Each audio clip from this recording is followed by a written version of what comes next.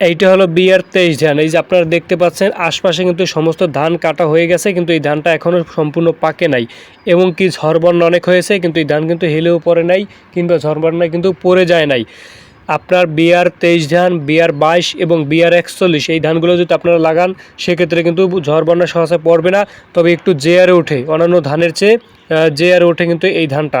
তবে ধানের গাছটা কিন্তু খুব শক্ত, এই যে আপনারা দেখতে পাচ্ছেন মাঠ কিন্তু প্রায় জলা হয়ে গেছে, কিন্তু এই ধানটা কিন্তু এখন পর্যন্ত কাটা পড়ে নাই। এখনও পর্যন্ত কিন্তু এই যে আমি আপনাদের দেখাচ্ছি শতকরা কিন্তু আপনার কেবল 80% আর কি পাকছে, 100% কিন্তু পাকে নাই।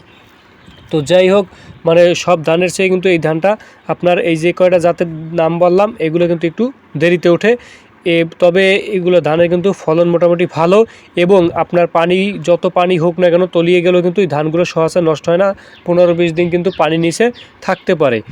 তো এই ধানগুলো কিন্তু আপনার এই যে 23 ধানটা কিন্তু দেখতেও খুব সুন্দর, তা আপনার হালকা মোটা, লম্বা এবং খুব ফ্রেশ, এবং এটার ভাতও কিন্তু খুব সাদা হয়। তবে BR-41 যে আছে সেই ধানটা কিন্তু আবার একটু মোটা, BR-22 এবং 23-এর চেয়ে কিন্তু তুলনামূলক অনেকটাই মোটা আপনার BR-41 ধান। এই তিনটে ধান যদি আপনারা যারা অনেক গভীর পানিতে লাগাতে চান সেক্ষেত্রে কিন্তু লাগাতে পারেন। এগুলো পানিতে সহজে আপনার কিন্তু নষ্ট হবে না, এবং দেখা যায় ঝড় বন্যা কিন্তু পড়ে যাবে না।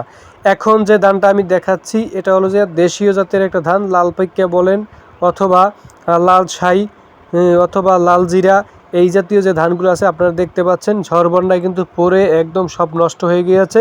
এই ধানগুলো কিন্তু অনেক পানিতে আপনার সহনশীল, যত পানি হোক সেক্ষেত্রে কিন্তু সহজে মারা যায় না।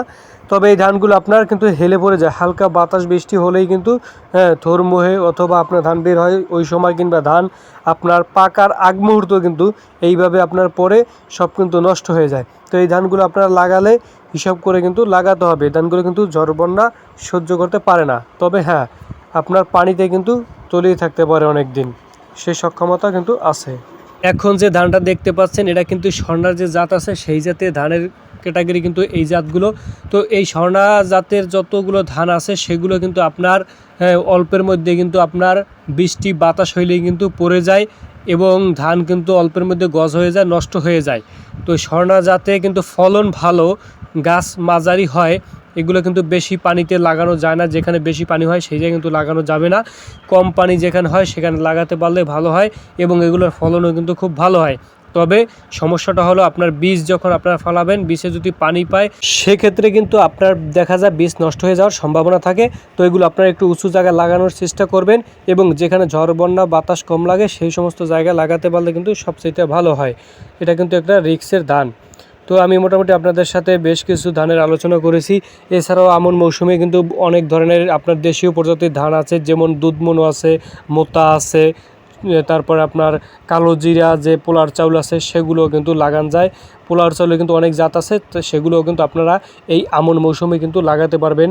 তারপরে দেখা যায় বিয়ার জাতেরও কিন্তু অনেক ধান রয়েছে, তো আপনারা চাইলে কিন্তু সেগুলো লাগাতে পারেন। তবে হ্যাঁ, আপনাদের অঞ্চলে যেই ধানটা সবচেয়ে ভালো হয়, কোন অঞ্চলে কীরকম পানি হয় সেটা তো আমরা জানি না।